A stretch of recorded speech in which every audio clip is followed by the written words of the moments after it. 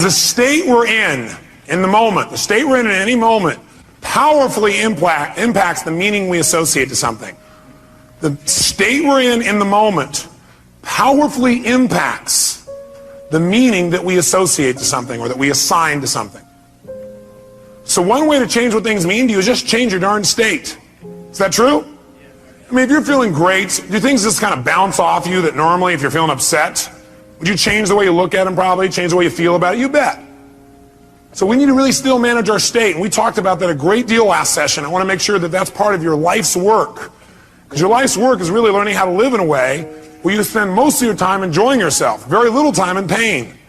Most of your time in pleasure, very little pain. And living your life hopefully in a way where not only do you feel good all the time, but the people around you feel good just by being around you. That because they're around you, they feel a lot less pain and a ton of pleasure. See, that's my idea of success. Success is when you've learned to live your life in a way where you experience tons of pleasure every day and almost no pain.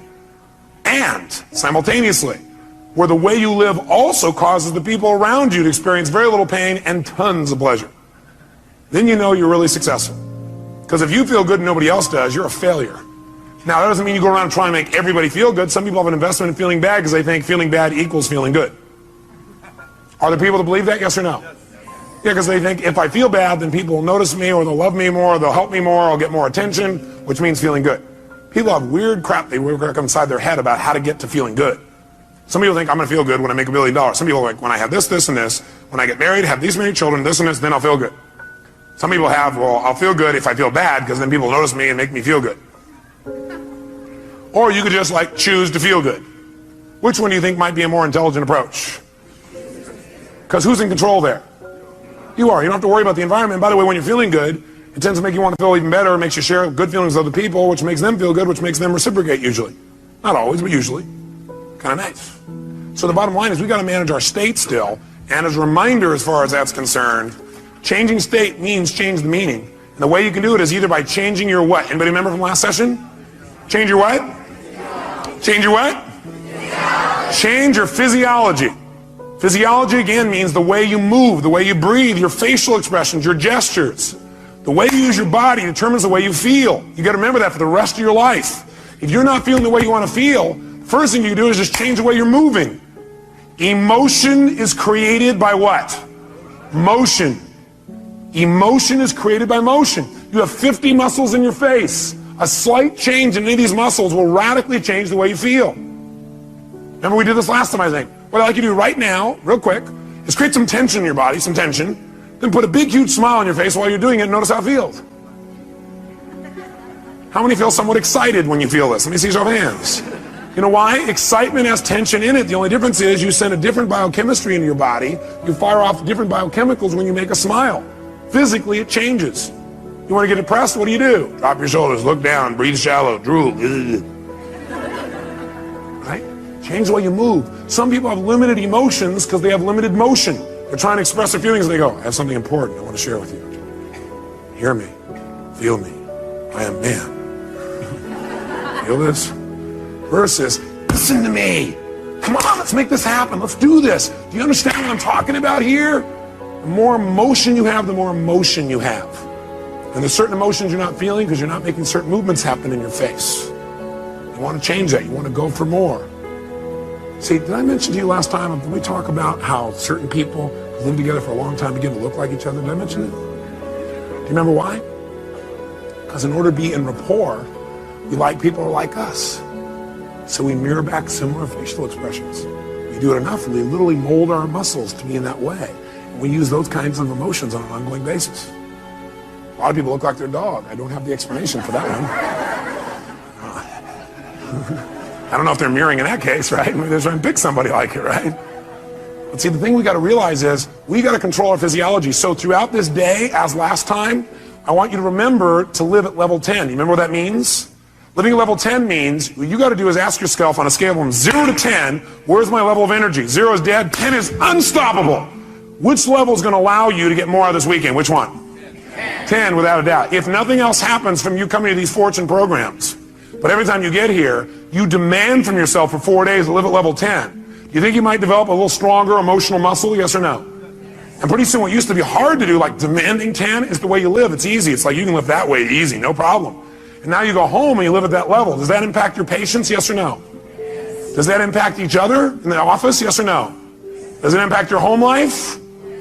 Does that impact those ecstasy ideas we had about the relationship at home?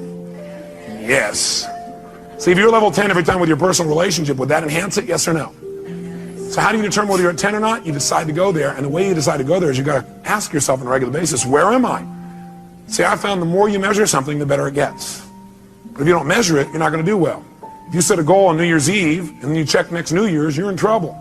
Because you had one correction. It was at the end of the year, and it was too late. Once a month, you got a better chance. Once a week, you can really have. Once a day, you won't have a bad year, you won't have a bad month. The worst you have is a bad day. The more we measure, the better we get. So what we've got to do is ask ourselves, where are we on a scale from 0 to 10? Where are you right now on a scale from 0 to 10? Sit right now like you would if you were at level 10. Okay, that's clear, you weren't at 10 then, isn't it? Come on, sit the way you'd be at level 10. I mean, absolutely, totally energized, excited, having fun, being outrageous and playful. Sit the way you'd be sitting right now if you're at level 10. Come on. And most, oh, you're not at 10. Come on. Come on, this is not 10. Let me see 10 here. Come on, even more energy, come on. Most of you would probably have to make some noise or do something with your body to get to level 10. Come on, wake your body up. Come on, come on, come on, come on, come on. Come on, wake your body up. Come on. Come on. Come on. Now, this is level 10. Now, go to level 2. And imagine trying to learn at this pace for the next 3 days. Go back to level 10. Come on, go, go, go, go, go, go, go, go. Come on, come on, come on, come on, come on, come on, come on, come on, come on, come on. Now, I want you to commit you're not going to drop below level 8 for the rest of the weekend. Are you willing to do that? Yes or no? Yes or no? Great. Now, if it's tough to stay at level 10, you want to push yourself to level 20. So just as a reminder, stand up. Remember how we do this? We put ourselves in a yes state. Y'all remember what that means? Good. Then what I want you to do right now is take off your jacket. You have that. Not your blouse, ma'am, just the jacket. And we're going to put ourselves in that yes state. We're going to put ourselves in that state I talked about last time. Remember I gave you a metaphor the last time we were together, a reminder. I said there's a puddle of water here in front of me. And I'm an old person. I come up to that water, what will I do? No, not just walk around it. I'll walk around it and bitch about it while I walk around it. Okay. But if I'm a kid, how do I deal with a puddle? That's right. Yes. Boom. That's the state we're going in. All those who want to do that for the weekend say, aye. If you were in that state and somebody like came along and said, yeah, how do kids deal with that? They go, yeah. Would that be a healthier response than going, okay. I'm looking for new ways to hiss and get this person. Would that be more healthy, yes or no? Sure, it's more playful, it's more outrageous. Next time somebody gets real bitchy, just get real bitchy back. We'll do it funny. Will that break their pattern? Yeah, you might piss them off even more. Well, at least we're moving them in some direction. So when I say now, what you're going to do is you're going to wake your body up like a little kid again. You're going to scream, wait. You're going to scream and yell and be totally outrageous like a kid. If you weren't here before, you'll catch on quick. Then, at the peak of our being totally bizarre, weird, outrageous, playful, seductive, fun, adventurous, and outrageous again, what we're going to do at the peak of that is we're going to go and we're going to clap our hands and say the word yes right at that moment. And when you clap your hands and say yes at that moment, your job is to create more energy, more excitement, more outrageousness than the moment before. We'll do it faster and faster. At the end, we'll do the world clap. But what I want you to do is go to level 20 on this. On a scale from 0 to 10, you're going to go to level 20. You go, that's impossible. That's why we're going to do it. Because also, once you've been to level 20, level 10 feels like you're relaxing by contrast. Okay, first let's just try the word yes strongly and notice how it feels again. Ready? Yes! Say it again stronger. Yes! Oh, even stronger. Yes! One more time. Yes! Does that feel pretty good? Yes! Okay, good. Now, let's put it all together. Be a little kid again, be outrageous, create some energy, come on.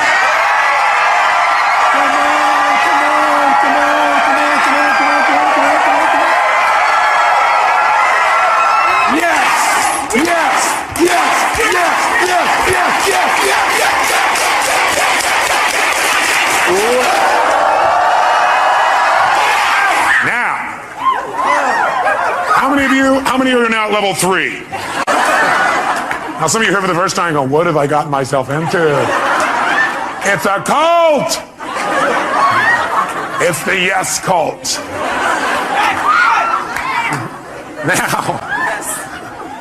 Now, how do you get a muscle? You push yourself beyond what's comfortable and you do it consistently. And that creates growth. So we're going to do it again. You go, I barely survived the first one.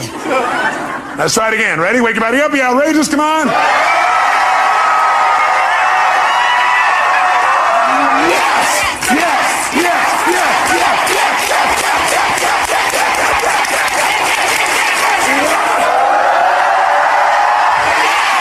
Now, in this state, if somebody had some petty upset with you, could you handle it? Great. Then get a bouncing hug from the person next to you and grab a seat.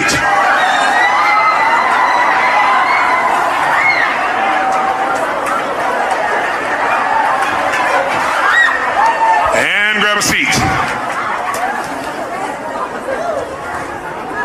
All right. We said there were two ways, though, that we could change our state. One was to change our what now? Nice and loud. Or the other is to change our focus. Change the way we're representing things to ourselves. Like picturing things in our head is one way we focus. Somebody doesn't show up on time, we picture in our head, I'll see why, because they're out there messing around, because they don't care about me, because this and this and this. Another way we focus is by what we say to ourselves. We represent, oh, well, they're not doing it probably because they don't really love me. And we talk to ourselves in certain ways. We get all these negative feelings. But if we change what we focus on, we change what we feel. If you think of something you're afraid of and you focus on it, will you feel it? You bet. If you wanted to feel depressed right now, how many could pull it off? No problem. How would you do it? You remember, don't you? A little reminder here. Just put yourself in a lousy physiology. Or, easily, another way you could do it, of course, mess up your biochemistry, eat in a way that drops your blood sugar through the floor. Or how else could you pull it off? All you have to do is think of something that once happened that made you feel bad. Something in the past, and remember it again. That seems very intelligent, doesn't it? And feel bad about it once again.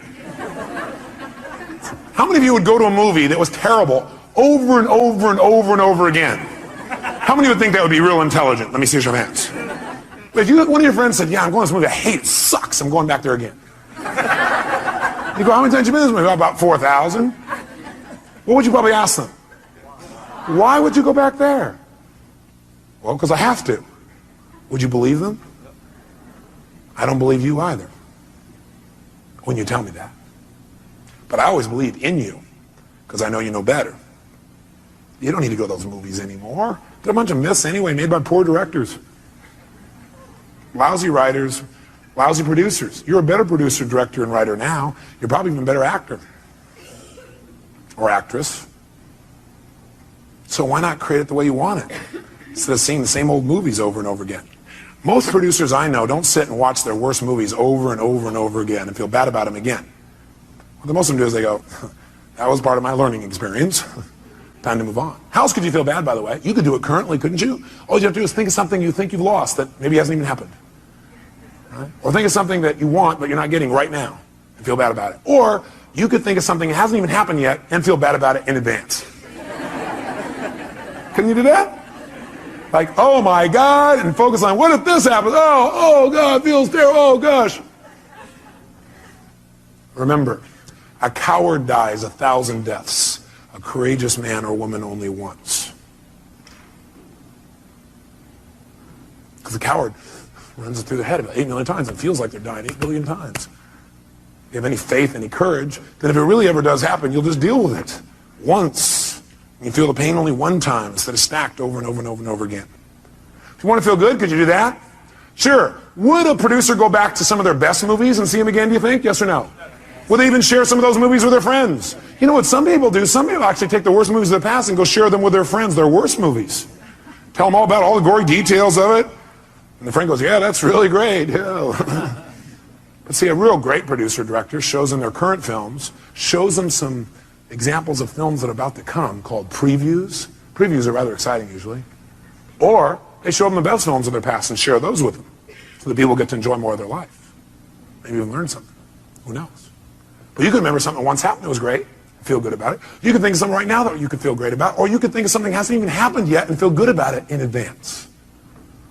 What determines what you focus on, though, is one thing: the questions you ask yourself. The questions you ask yourself determine what you focus on in that moment. What questions you ask are usually controlled by your beliefs. Because you could ask any question, but unless you do it consciously, you'll just ask the same questions that are in alignment with your old beliefs, your old BS, belief systems. So the bottom line is we've got to ask better questions. And I will tell you the question I want you to learn to ask the next time you get upset with someone. This is the first question I would ask myself if I were you. What else could this mean? What else could this mean?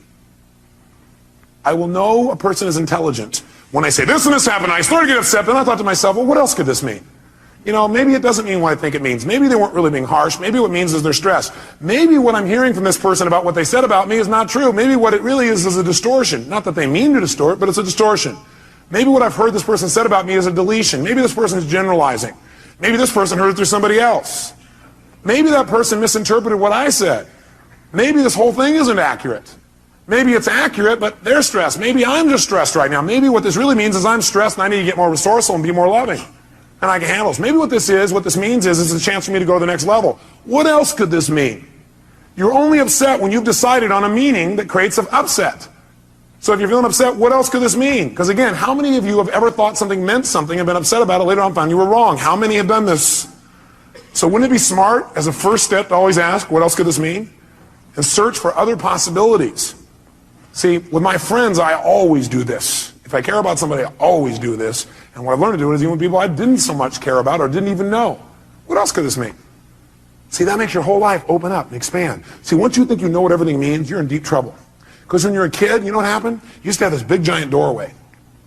But then you became an adult, and you noticed the door. And you started to say, I know how this door works. And you close it a little bit. You said, I know how the world is, and you closed it more. I know the world is, and pretty soon, now you know how the world is. You absolutely know how the world was. See, when you're a kid, you didn't know how the world was. It was just amazing how big the world was.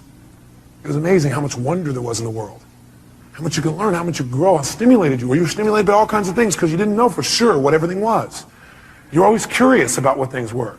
But as an adult, you now know what everything is. And if it doesn't fit in there, it's wrong. We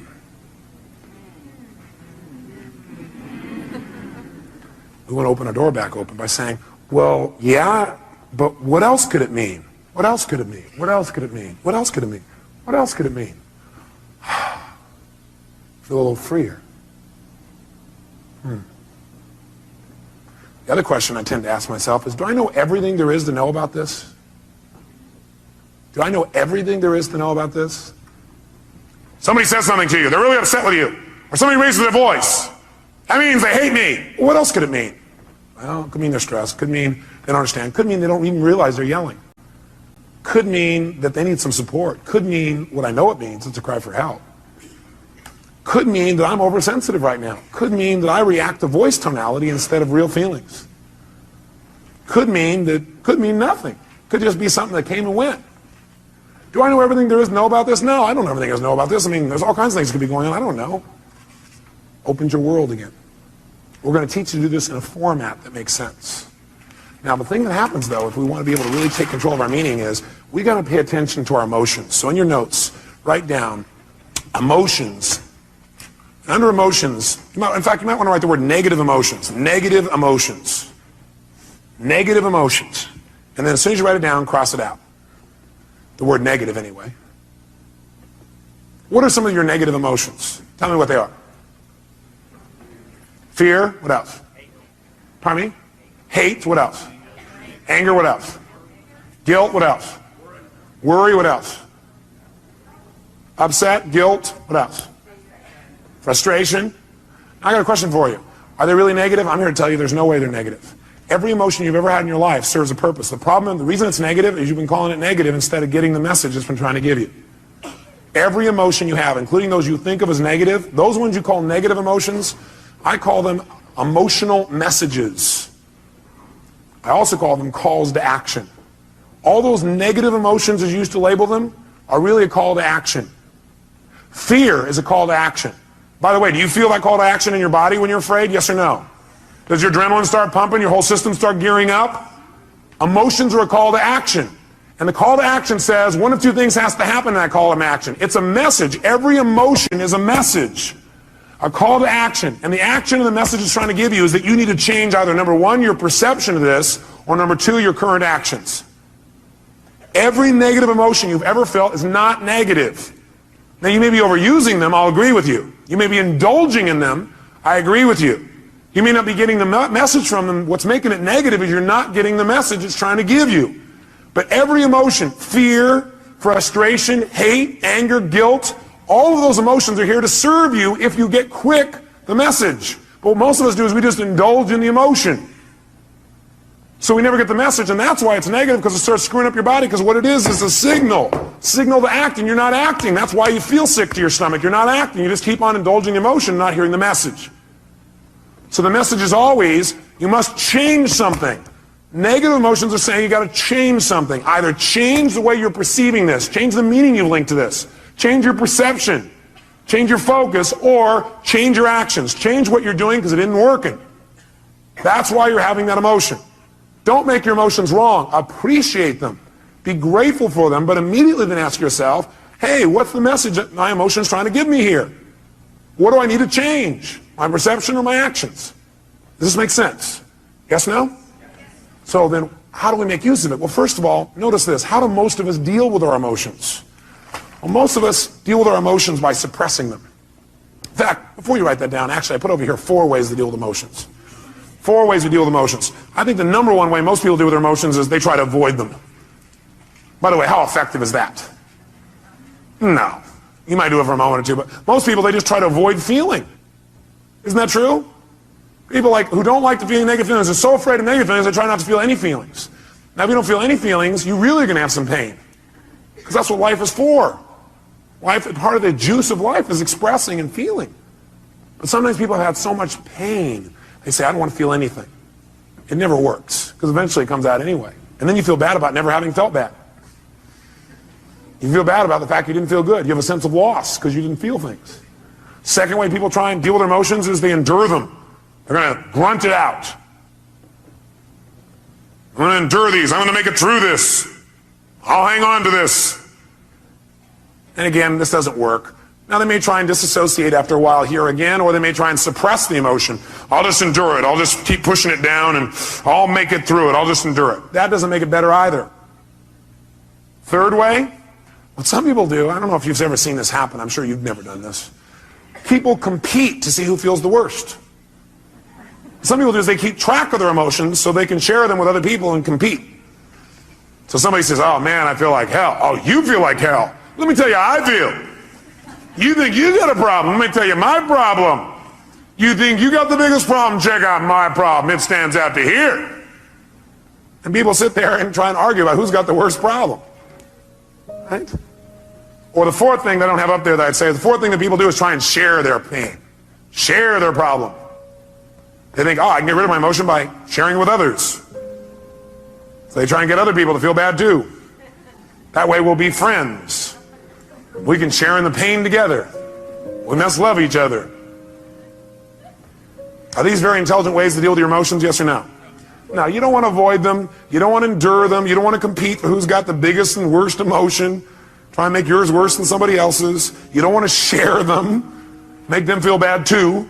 What a friend you are. Instead, what you want to do is step 5. Learn from them and utilize them. You want to learn from them and utilize them. Now, in order to learn from them and utilize them, in order to change an emotion, we have to change what something what's to us. Starts with an M. We have to change what something what? Means to us. When we change what something means, we transform our emotion. We have a transformation. Does that make sense? In other words, if I'm feeling really upset about something, I'm angry, angry, angry. Do I have to communicate that to get off my anger? No, not necessarily. I'm angry because of the meaning I linked up. What if I change what it means in my head and I realize, hey, that's not what it means? Then will I feel angry, yes or no? Yes or no?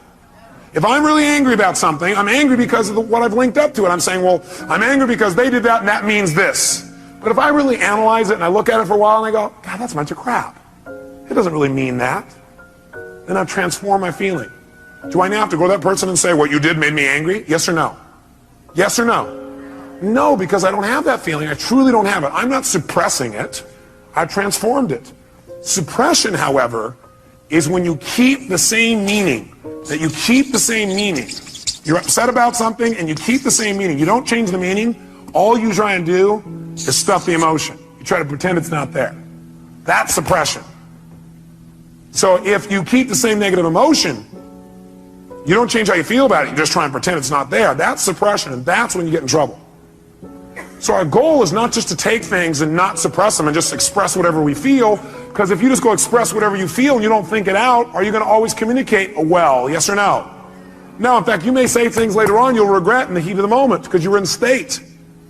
So what you first want to do is see if you can transform it, honestly and sincerely, and if you can't, then your goal is to get someone to help you to transform it. Go to the source and get the source to help you to transform this. So you know what? I felt this way about this. I made up this bizarre meaning. I know it's not true because I know who you really are. But this is like a crap I did in my head. Can you help me? I need to change this. Can you give me some more information or some feedback or help me to clarify this thing? Because I kind of screwed this up in my brain because I know that's not what you meant. But that's what I did inside my head. Can you help me out? Is that different than, you know something? The other day when you did this, I felt this, which by the way implies what they did made you feel something. Is that true? Yes or no? Does anybody do anything and make you feel something? Yes or no?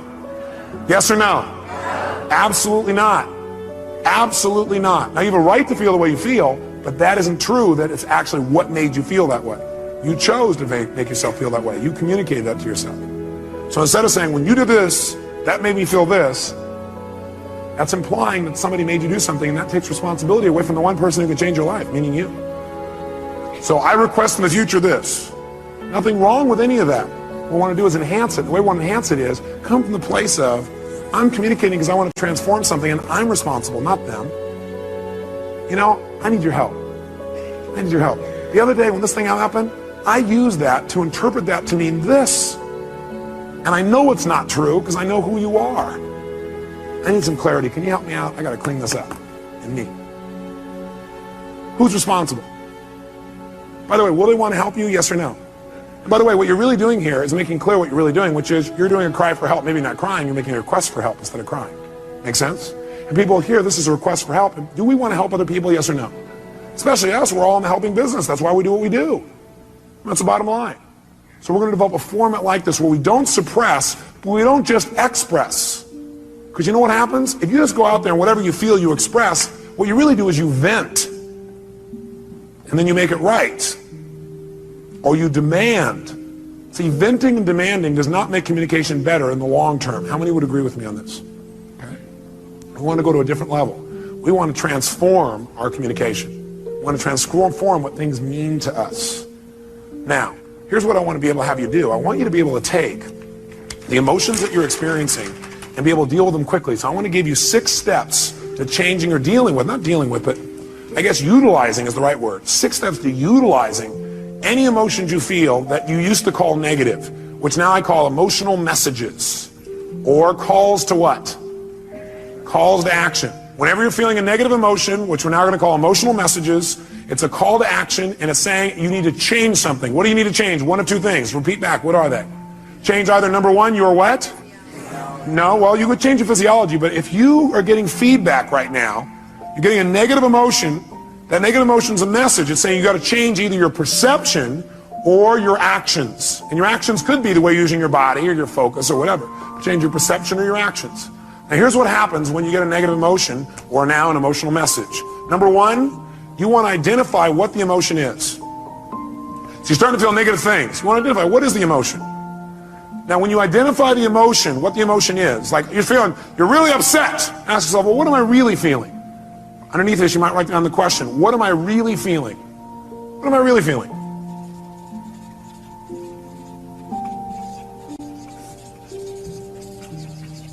So when you say, I'm upset, I'm going to say, what am I really feeling? And what might your answer be when you say, what am I really feeling? I'm upset with this person. What am I really feeling? I might be feeling hurt. Does that change how you feel in that moment as you identify that? Yes or no? Yes. And when you say, what am I really feeling? You might put a little note in your notes. Use some TV. Use some TV when you come up with your label. Transformational what? Vocabulary. So instead of saying, I'm destroyed, I'm devastated, I'm humiliated, you might say, I'm feeling a little bit hurt. Use TV and use what I call softeners. Softeners are the words like a little bit.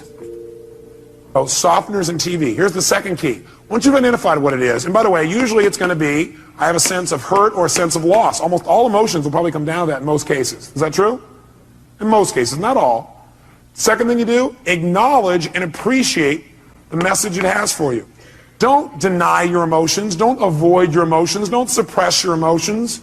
Don't make them wrong. Don't share them. Start by identifying what they really are and then acknowledge and appreciate the message it has for you. In other words, acknowledge, hey, this is a real emotion. I'm glad I'm having it. It's going to have a great message for me. Then go to step 3.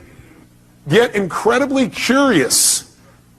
Get incredibly curious as to what it has to offer you, as to what the message is. Get incredibly curious as to what the message is. Underneath this one, number 3, as you get incredibly curious as to what the message is, write down the question. What is the real message this emotion is giving me?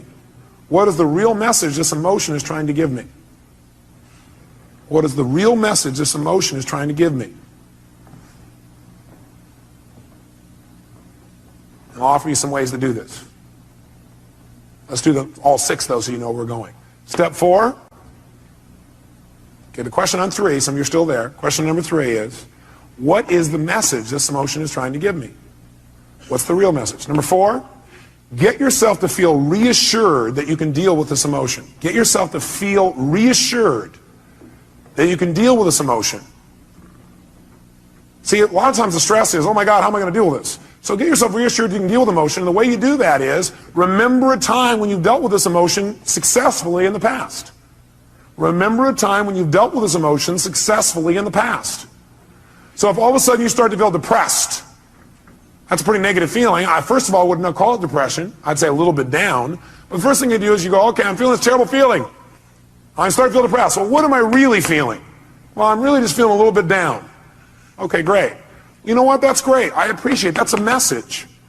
I need to get curious. What is that message? What's the message this thing's trying to give me? And what depression's message usually is, by the way, is you need to reset your priorities. That you don't feel like you're in control. That you got too many things going at once. You feel out of control when you're depressed. So what you have to do is set some priorities and go do the first one on your list. That's what the message is telling you. You feel out of control. The way to get in control, reset your priorities and go do one thing and complete it. The minute you do, your self-esteem will go right back up. So that's a message. So what's the message it's offering me? And by the way, I'm going to teach you the 9 most powerful emotions that you probably experience, what their messages are. So you won't have to wonder about this. You'll know what they are. Step 4, get yourself to feel reassured by remembering times when you dealt with this in the past. Have you ever felt a little bit down before, or what you used to call depressed? How many have ever felt that way in the past? Let me see your hands. How many have dealt with it? Let me see your hands. Great. If you remember that, 2 things happen. You're going to feel reassured you can deal with it, plus you're going to remember how you did it, which means you can use what you did in the past to change it right now. Why wait? Most of us forget the best parts of our past, which is how we dealt with things and turned them around. We just remember the negative feelings. That's kind of weird. Maybe we need to manage our memories better. Remember the things that have resources for us and forget the things that don't. Number 5, get certain. Get certain that you can handle anything like this in the future. Get certain. Not only can you deal with the emotion you have right now, but what you should do is use this as an opportunity to be certain for yourself. Get yourself certain. If it ever happens in the future, I'll handle this emotion quicker and easier. Get certain that you can handle anything like this in the future by rehearsing yourself dealing with it in the future. In other words, think of a time in the future where this depression could have come up and see yourself, feel yourself rehearsing again. Use this as a tool of empowerment. So you remember a time when you were depressed before, you were a little bit down, you turned it around. It took you a while, but you turned it around. You remember what you did. Oh, I dealt with this before, I can deal with it again. And then you say, let me take this opportunity to get certain that I can handle this if it ever came up in the future. And the way I'm going to do that, I'm going to sit down right now, and I'm going to think of, okay, what kind of things might happen in the future? I might get depressed. Well, I might expect something didn't work, feel bad about it. Let me think of a time like that. Okay, let me see myself, hear myself, feel myself deal with it. You see, hear, and feel yourself dealing with it easily. And you do this 2, 3, or 4 times. If you keep doing it 2, 3, or 4 times, then in the future when it comes up, guess what your brain will do? Your brain will go, oh, I can handle this. I'm already prepared. How many are following the logic of this? Let me see your hands. Okay? So get certain you can deal with it in the future by rehearsing. And by the way, remember this. You might want to put this in your notes. Your brain cannot tell the difference between something you vividly imagine and something you actually experience. Your brain cannot tell the difference between something you vividly imagine, where you see it, you hear it, you feel it, you taste it, you touch it, you smell it in your mind, and something that actually occurs. If you doubt this, have you ever had a dream where it was so real you had every physical response to it? How many have had a dream like that? Okay, you can have a dream anytime you want, even while you're awake. All you have to do is rehearse something in your mind enough times, vividly enough, and it's real. If you over and over again rehearse yourself dealing with emotion easily, then it's real. Next time it comes up, you've already got the programming. You already have the resources to turn it around in a heartbeat. Then this emotional message, it's dealt with for the future, not just for today. And the 6th step, take action and change your life. Whatever the message is, take the action that you need to take and change your life. Do something. Doing something always will change how you feel. You feel bad because you're not doing anything. And by the way, you'll continue to feel bad until you do something to change. So if you do anything, it'll improve you and move you in the direction you want to go. So let's take another example. What's another negative emotion you feel? Let's hear an example of one you felt recently. Somebody raise your hand. Rejection. So what's the first step when you think you're feeling rejection? What's step number 1? Come on, guys, what is it? Identify it. Specifically, identify what the emotion really is. Let's call it that. Identify what the emotion really is. Identify what the emotion really is. So you ask yourself, what am I really feeling? So a person said rejection. What were you really feeling? Shh, no, let him answer. That's your answer. His answer was disappointment. Is that different than rejection, yes or no? Yes or no? Yes, and by the way, when he realizes he's just disappointed, it's not as intense as rejection, is it? What happened with one question? His pain just dropped. Still painful probably, but not anywhere near as intense. Am I false or true on that? Okay, great. Now, so he's disappointed. Great, so now he knows when he realizes he's disappointed, he might even add some TV or a softener here. And the softener might be, he might say, I was a what? A little bit disappointed. Well, I'm a little bit disappointed. Okay, that makes it even less. Now what does he do? Number 2, does he make himself wrong for feeling that way? Yes or no? Yes or no? What does he do? He needs to acknowledge and what else? Appreciate the fact that he's getting a very valuable message. And it's a message he needs to change something. He needs to either change his perception about it so he's no longer disappointed, or he needs to change his actions so he doesn't be disappointed now or in the future. Step 3, what does he need to do? Get incredibly what? Like a little kid? What? Curious. When we're curious, do we learn things more? Do we learn better when we're curious? You bet. So he needs to get incredibly curious about what this message has to offer him. If you were really curious, what do you think that message really had to offer you?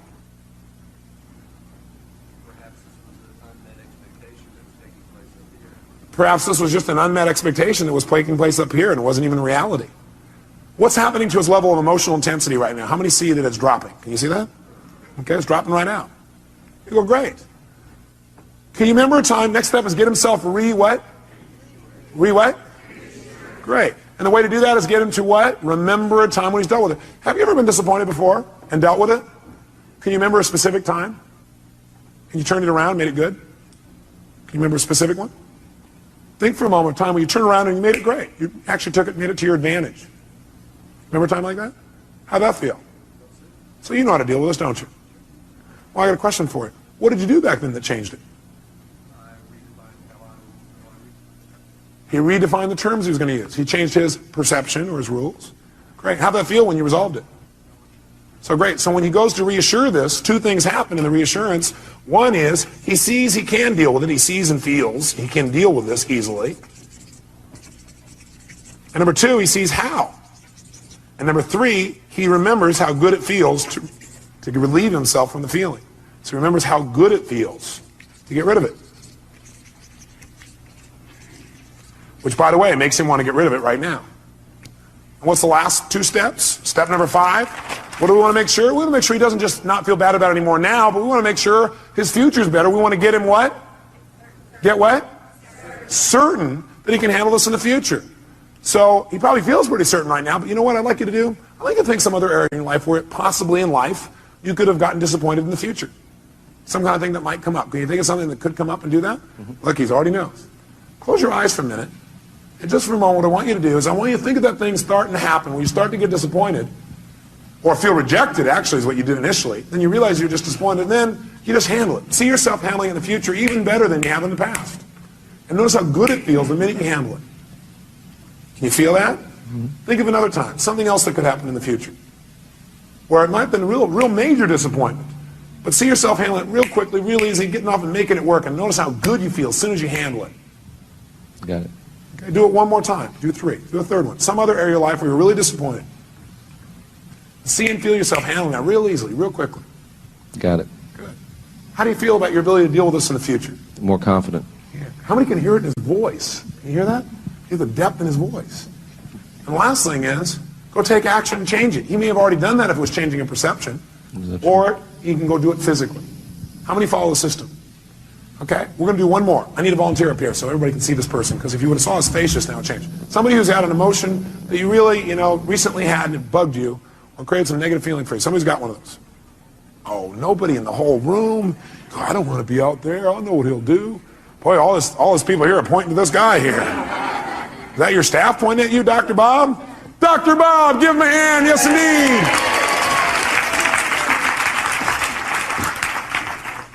Great.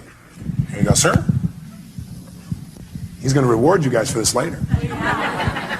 He probably will, actually. That's right.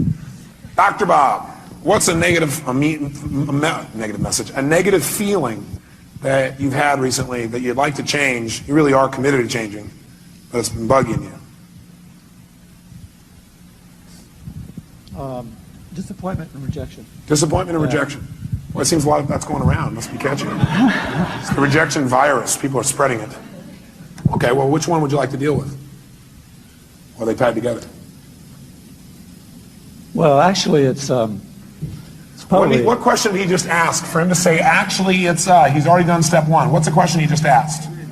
For him to already say, actually, it's, what did he ask? He first of all started to identify what the feeling really was, didn't he? And the question he asked is, what am I really what? Feeling. What are you really feeling? Anger. Anger. What's that really? Well, what that really is I was angry because I felt rejected. Okay. And I was really disappointed about what happened, the circumstance. So what's he done? He's managed to stack his negative emotions one on top of another. Okay. And by the way, this is unique to Dr. Bob. Nobody else you know does this, do they?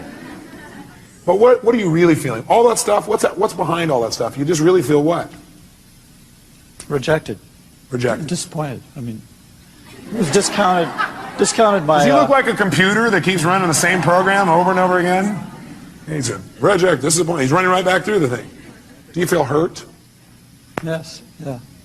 Do you feel rejected or do you feel hurt? I feel hurt. Do you feel disappointed or do you feel hurt?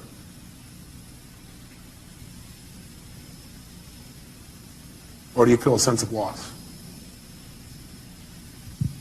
A sense of loss. Do you feel rejected or do you feel a sense of loss? Sense of loss. Do you feel angry or do you feel a sense of loss? Sense of loss. Do you feel hurt or do you feel a sense of loss? Loss. What does it always come down to? Loss. Now we can call it whatever we want. Okay? So he's identified it. So, next question is, what do we want him to do? Should he feel bad about having those feelings, yes or no? No, you know what? These are valuable messages that are coming to you. They really, truly are. But what you should feel bad about is indulging in them and not using them. Not learning. You want to feel bad if you don't learn anything. Then feel bad. And then get tired of feeling bad and just decide to learn something. Because you can learn something as soon as you ask, what can I learn from this, right? So right now, instead of making them wrong, what I want you to do for a moment is really appreciate those emotions. Acknowledge the fact those emotions have a valuable message. And then immediately get what? Like a kid, get what? Curious. Get curious for a second as to what those messages really are. What can you really learn from that? What is that message really offering you? In other words, let's go back up to the first one you said, rejection. Being rejected or disappointed. What is that motion of rejection trying to tell you?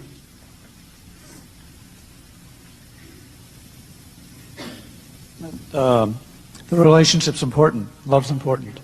It's telling him that relationship's important, that love is really important to him. Is that a valuable message? Yeah. What was that disappointed in telling you? What was the message it was trying to tell you?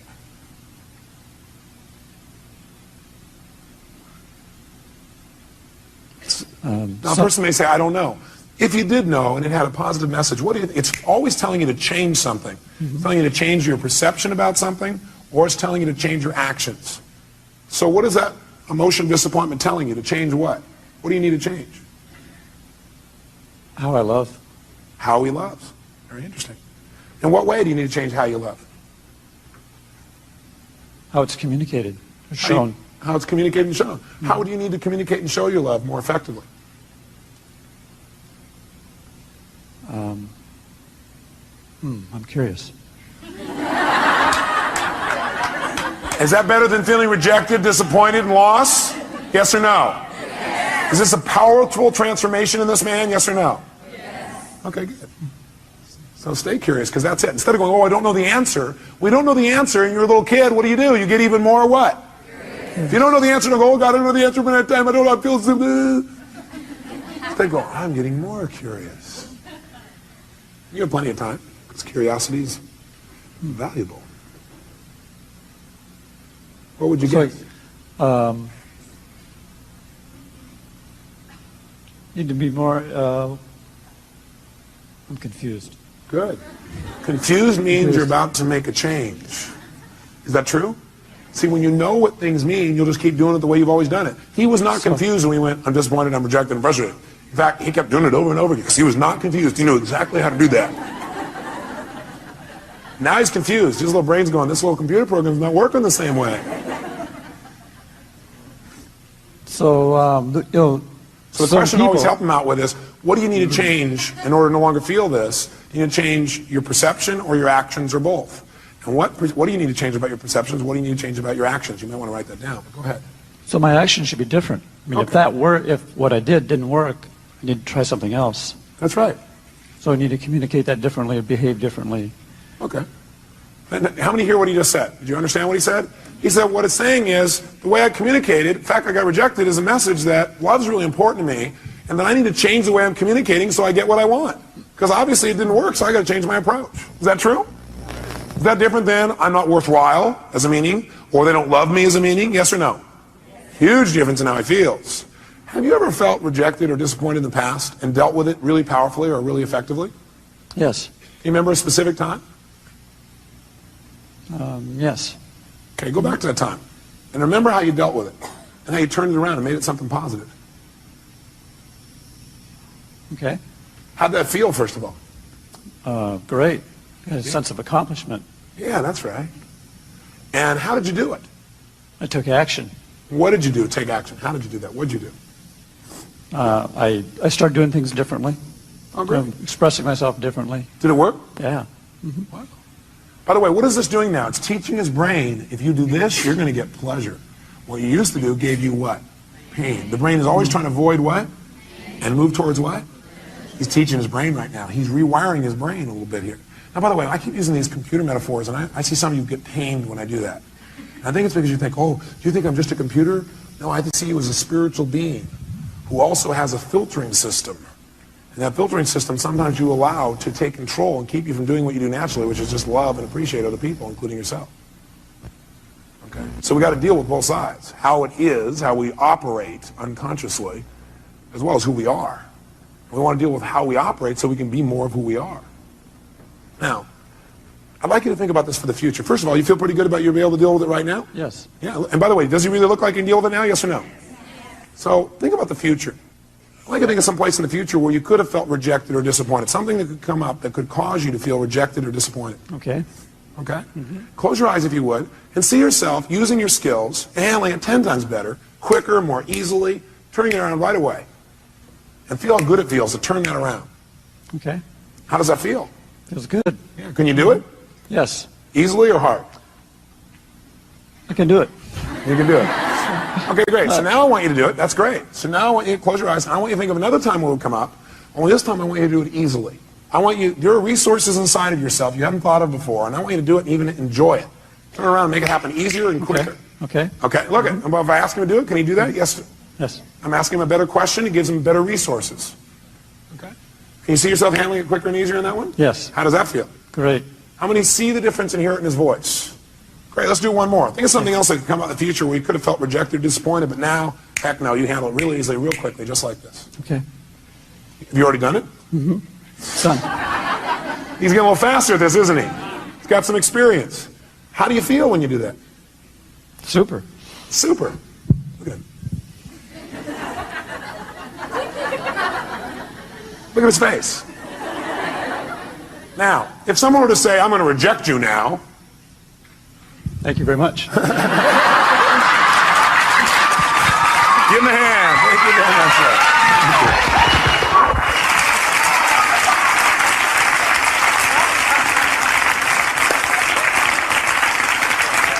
So I want you to try this. Let me help you another step. Would it be useful instead of you saying, well, none of you are inside here trying to search around going, what does this emotion mean? I don't know what it means. Let me give you 9 emotions and what they usually mean. Okay, would that be helpful?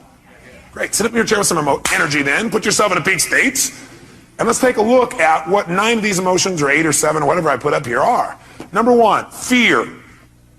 So if you're feeling fear, what does that mean usually? What's the message? The message always is that you need to change something. Is that true? Yes or no? So every negative emotion means I've got to what? I've got to what? Change something.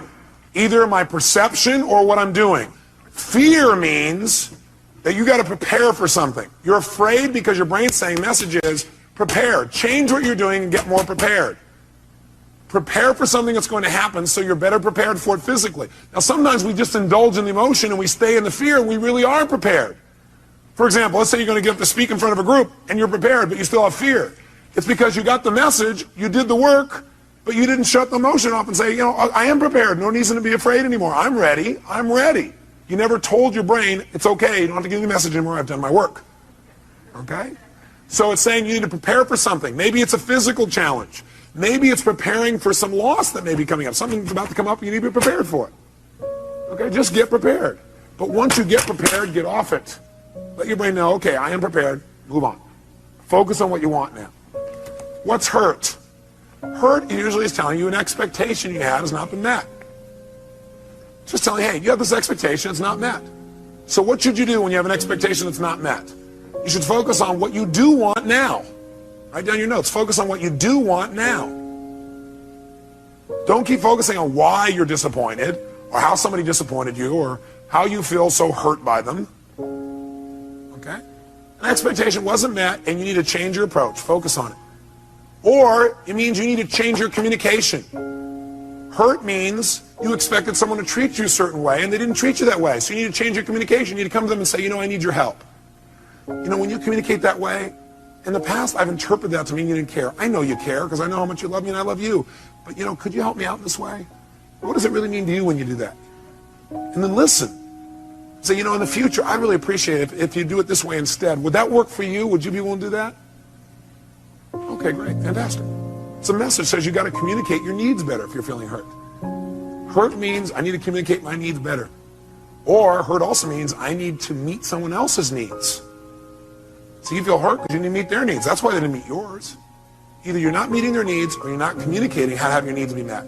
Or you have an expectation, you need to move on. This is not going to work out, so focus on what will. Third, anger. Anger is a message that says you have a major rule that's been violated. When you're angry, you have a rule that's been violated. We all have rules about how things must be and how they should be. And boy, some rules, if somebody violates some of our rules, man, we really get angry, don't we? By the way, you may also be angry because you violated your own rules. Is that true? Yeah, you're not doing what you believe you must do, and you get angry with yourself. Sometimes we get angry with ourselves, we spread that out towards somebody else, find somebody to lay blame on. 4, frustration. Frustration is a message that what you're doing isn't working, and that you need to what? Change. If you're frustrated, it means you still can succeed, but you got to change. You're frustrated, it says, God, something's here and you know you could succeed, and you're frustrated because what you're doing isn't working. Change and you can still get what you want. Flex. Disappointment. Disappointment's a message, again, that you expected something to happen, it's not going to. So immediately focus on what you want now. Focus on what you want now. It's a message that you have to get off it. You need to let go of something and move on and focus on what you want now. Guilt. Guilt is a powerful emotion if it's not abused and overused and indulged in. Any of these emotions are lousy if you indulge in them. Would you agree with me on that? Sit there and indulge in your fear and your hurt and your anger. Indulging means you keep focusing on the feeling instead of getting the message and moving on and learning. Guilt, though, can be valuable. It's telling you you have violated one of your own standards. And you need to do something immediately to be certain you won't do this again. You're having that pain of guilt because your brain is saying you just violated one of your most important standards of your life. You violated one of your own values. And you're going to keep getting this pain until you make yourself certain you're not going to do this again. You know what some people do? They just keep going back and feeling guilty about what they did in the past. The message is saying, get clear you broke your own rules and commit no matter what, you're not going to do it again. Make it clear, be certain you're not going to do it again, and your guilt will go away like that. Because that's the purpose of guilt, to make sure you don't violate your standards and make sure you do it well in the future. Could your standards be unreasonable? You bet. There's a woman in this room I heard about it was feeling guilty because last night she came here and she wasn't with her kids on Halloween. Oh my God. Can you believe that? Let's all look at that person. I don't know where they are. Let's pretend we can see them and give them dirty looks. How dare you? Come on, return person. How dare you? Now, you know something's funny? We all have rules. Are rules always fair, yes or no? No. Sometimes we have totally unreasonable rules. Like in order to be successful, we have to change the entire world tomorrow, have everybody be happy all the time, have everybody love us at every moment, have our kids be thrilled, make $8 billion a year, right? It's been pretty hard to meet that rule. So sometimes the feedback you're getting about frustration or disappointment is, sometimes it's saying, you got totally unfair rules for yourself. Sometimes when you're angry, you may be saying, your rules are too stringent for other people. Maybe you need to remember about those people with quintuplets. Have a few less rules. You have a lot less anger. Does that make sense?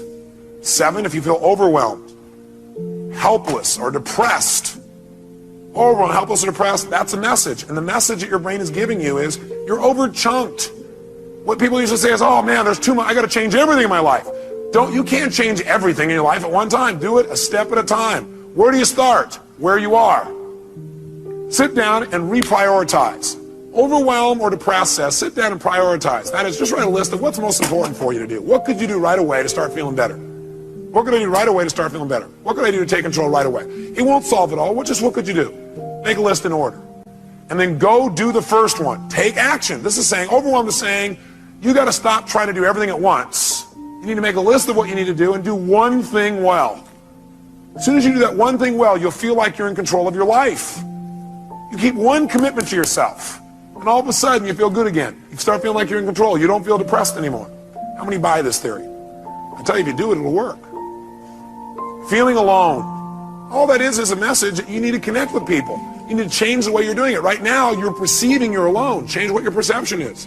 You need to change your action. Go out and meet somebody. Go out and talk to somebody. Go out and initiate. Go out and be more loving. Right? So if you're feeling alone, it means, hey, go out. It means you need to connect with another human being. And 9, if you feel inadequate, that's a message that you need to either change your standards because you're being unfair to yourself, or get committed in mastering this area. Change your standards. Some people they feel inadequate unless they're perfect at something the day they started. How many were great the first day that you ever tried to tie your shoes? No. How many of you are confident in tying your shoes now? Can I see your hands? How many are real confident? No. How many feel like, man, you can flat out tie your shoes, no problem? Let me see if hands here. No problem. Why? That's right, because you do it all the time. So you do anything you do over and over again, you get good at. If you're feeling inadequate, it may be because your standard is you're trying to be perfect the first time. You're not going to be perfect the first time. How dumb. Hey there, thanks for listening. Tough Love Motivation is a passion project of mine, and every like, comment, and subscribe really helps the channel out. If you enjoyed this video or get something from it, please consider smashing that like button or even give a subscribe. I'd really appreciate it. Thanks.